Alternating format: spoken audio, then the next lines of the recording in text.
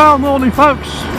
First day of 2019. I'd like to wish you all a very happy and prosperous new year. May you always occupy the safest place on the road. And I look forward to your comments and the banter and the chat and the sharing and the learning through the rest of 2019. So I just thought I'd take a 2019 New Year's Day ride out, just to reflect on the last year and to look forward to the next, as I guess we all do on this particular day. So 2018, quite a year for me. This time last year, you probably remember, if you look at some of my earlier films, I was wobbling around on the RT.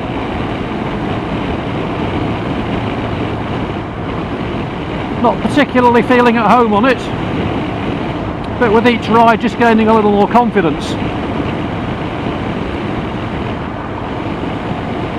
And I think it's probably fair to say the first sort of half of 2018 really was about just trying to get the feel of the bike, really. Such mundane things as trying to work out how to open the petrol cap, how to put it on its centre stand. Each one of these was a skill I had to learn. And it wasn't just about the bike as well, but the gear.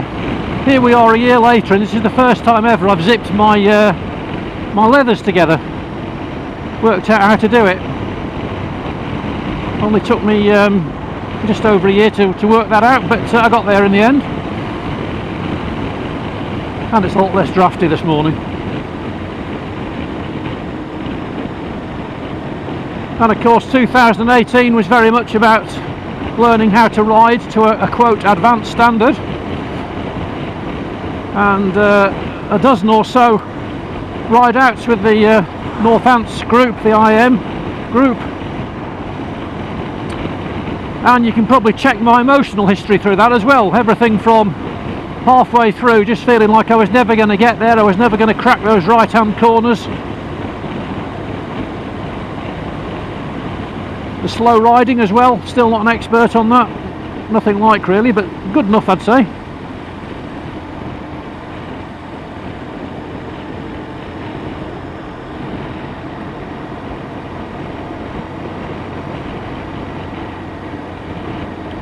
Learning how to maintain and modify the bike slightly. So my extra wing mirrors, which by the way this time of year really come into their own, because this lower left hand mirror on the shroud here just gets clagged up in the first 10 or 15 minutes. You can probably see already now it's beginning to get clagged up, whereas that mirror stays nice and clear. And it's just learning to tailor the bike, isn't it, to your particular needs.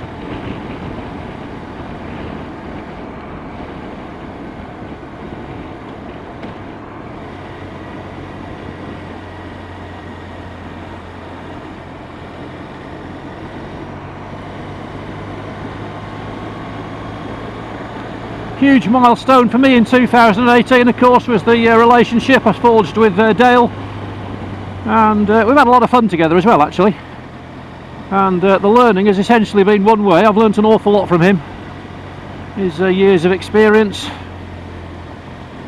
as a professional biker,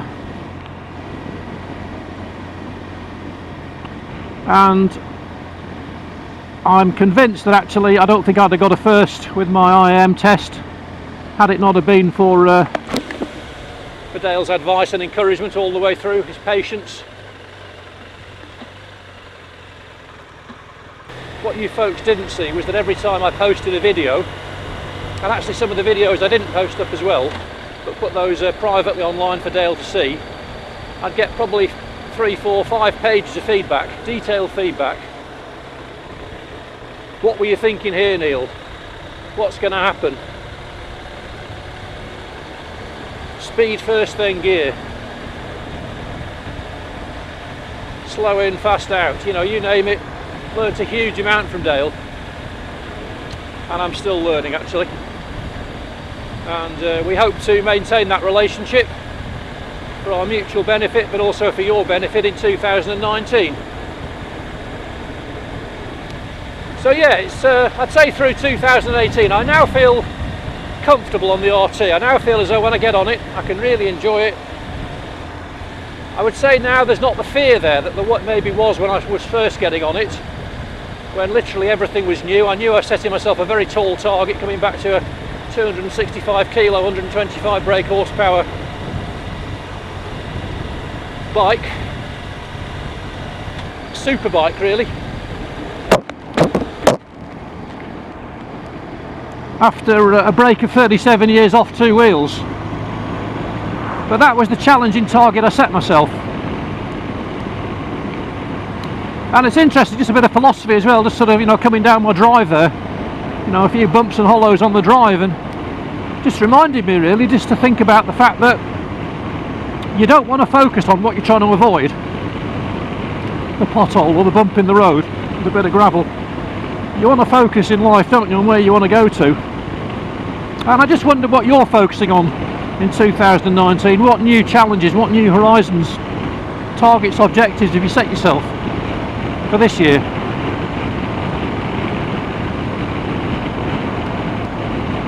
I was reading about a mountaineer who was climbing the, who actually successfully climbed the mountain K2 in the Karakoram in Pakistan. Probably the hardest mountain in the world to climb, got the biggest death rate. And he said a lot of people were talking about super fitness and proper preparation and all this kind of stuff, but he thought number one on his list for achieving his climb, he said I can't even do 20 press-ups. He said I can't run more than 2 miles without getting totally out of breath. But he said for me it was just the sheer will of actually wanting to get there, the sheer desire. And I think that's absolutely right. If you want to achieve something in life, you've really got to want it. And I've got to be honest that with the bike, it was something I took a very long run up at, you know, probably 2 years of planning before I actually bought the bike. And I was convinced that when I bought the bike was half of it, and the training was the other half really, the skills, to be able to enjoy it properly, and that was my target. So, for 2019,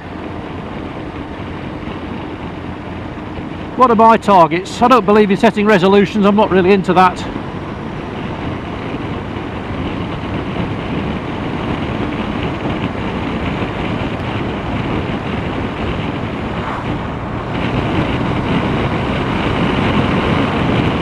Let's go for a little overtake here.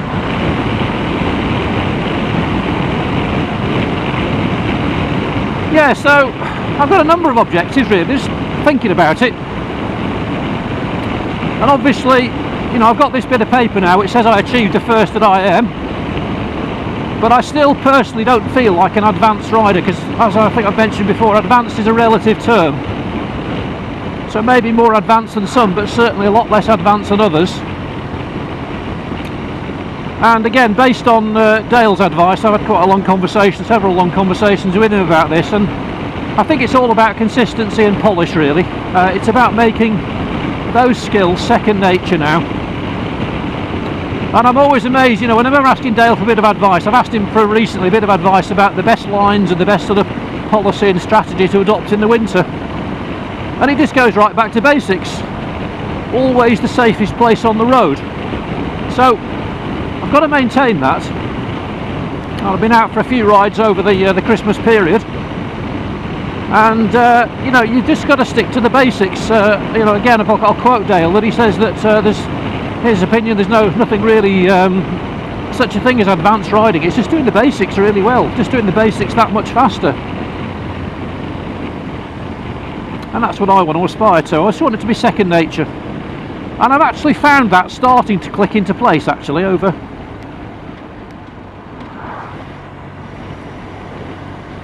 the break. So that's something I certainly want to plan for myself. Okay, I just need to watch out for horses now. There's a riding stables nearby. Well, my daughter's out on a hack this morning, so it'd be a shame to run into her, wouldn't it?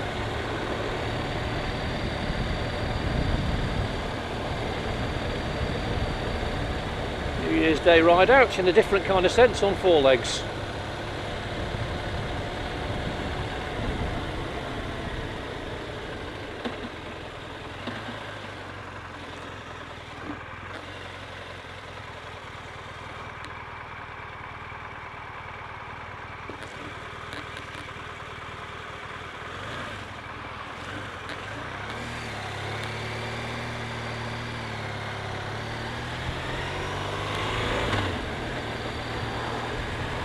junction successfully negotiated.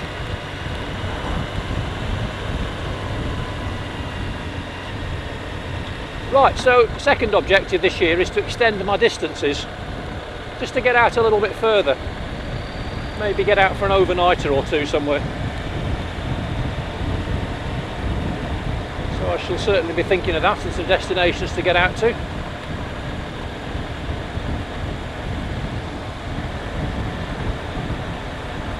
Got this lovely bike, and it's going to take me some interesting places, and I think that sort of links very neatly into the third objective, really. And the third objective is exploring the landscape.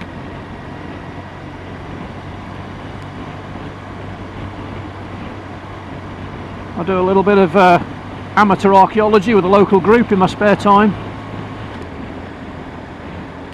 And I love the landscape. I love the history, love the rich history of this country, Britain.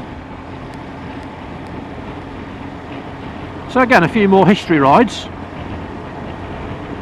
I think I shall be into.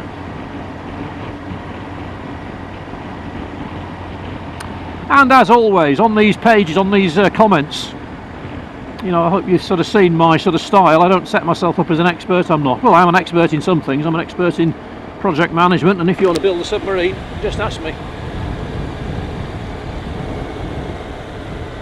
Or a fighter aircraft, or a naval ship.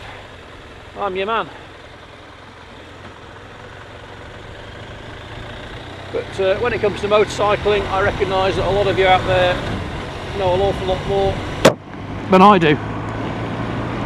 So what I try to do on these pages is almost like sort of set up a discussion, really. And I guess that leads me into today's theme, really, which is, okay, here I am, 1st of January, it's 8.5 degrees. Over the next 2 days, the weather forecast in the UK, it's going to go a lot colder.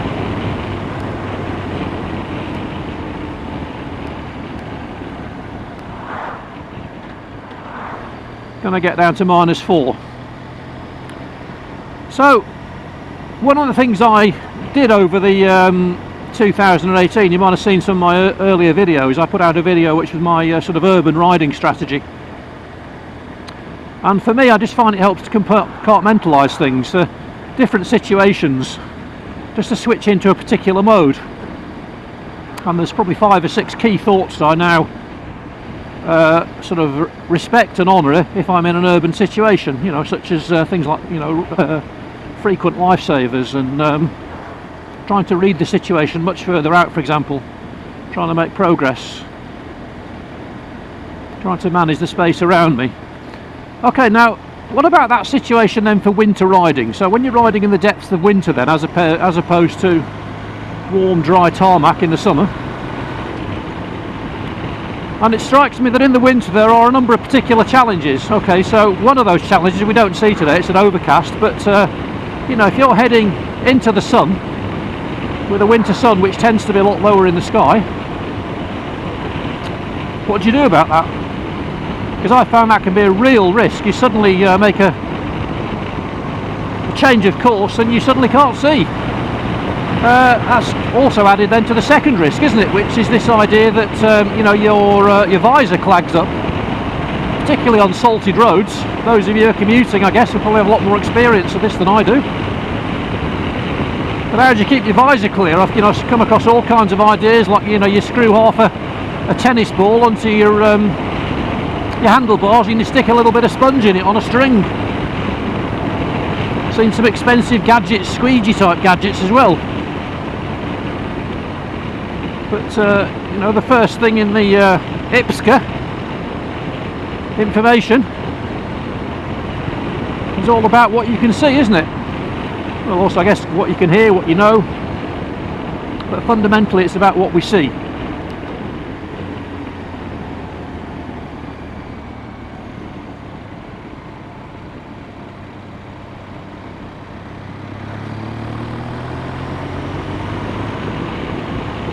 So how do you manage your visor?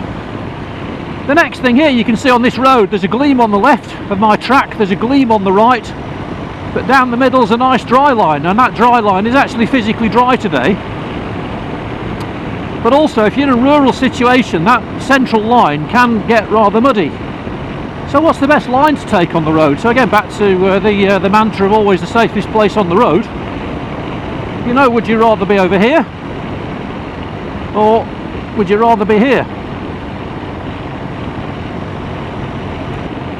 Okay, so here's a classic example of that dry line with a load of mud and clag down the middle. Car coming the opposite way, so I'm going to have to move left anyway for the right-hander. But you see, you've got this. It's a different kind of decision making, isn't it? This time of year, in the summer, it would be much more straightforward because, of course, the whole surface would be dry, so you can just take the optimum position. But in the winter, you've got to elevate the condition of the road surface above that. So again, what's your strategy? What's your approach? And I'm particularly interested to hear from those, you know, guys who've been, and girls who've been out for a long time on the roads in this time of year. What do you do? How do you sort of switch mode into that? And then another thing about winter riding is keeping yourself warm. So as you say, just you know, the slow learner that I am this morning,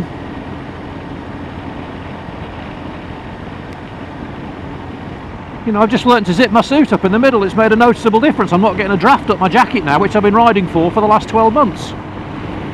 But how do you keep yourself warm in the winter? So I've got these new held gloves. Okay, so you've seen the review, and by the way, apologies for the fact that I had to repost that and I lost the comments on it, but that was just down to a music copyright issue. So again, just learning on my part, so apologies to those of you who commented and we've actually lost those comments, because there were some really good comments up as well. So sorry about that, but you do live and learn, don't you? C'est la vie, as they say.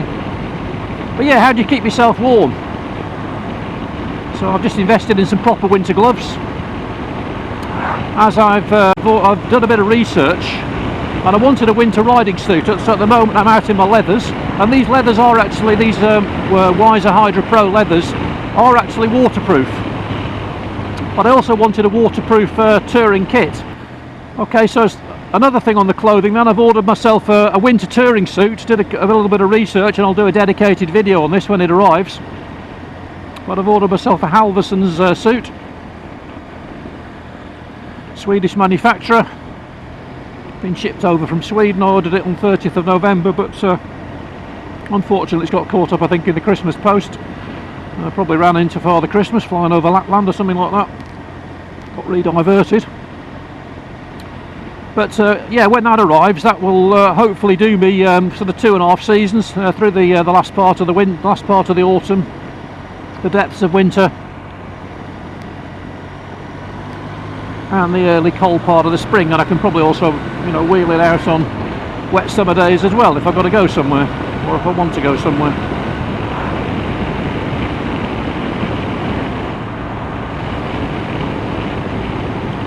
The city boots as well made a huge difference. Again, I don't get sort of air now, the air gap between my sort of shorter, richer boots that I was wearing for a year ago, and the bottom of my trouser legs. So again, it's just a slow evolution. So, you know, gear and clothing. So again, what do you wear? How do you keep yourself warm in the winter? So hopefully, with, you know, over the next few weeks or so, if we share our information, then we can develop a strategy which might help one or two out there. It certainly helped me. So please do give your advice. So the next few months, really, I'll be doing some winter rides, going some good sort of solid half-day rides, trying to discover a few pubs with log fires and a nice bit of lunch at the end of it.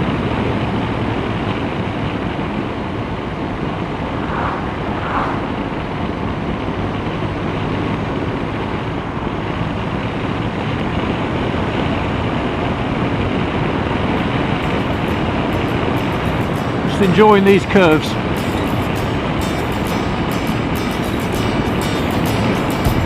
So that's the plan. So, back to the bike. Signing off, wishing you all the best for 2019. See how you're getting on. We'll speak to you in the comments pages.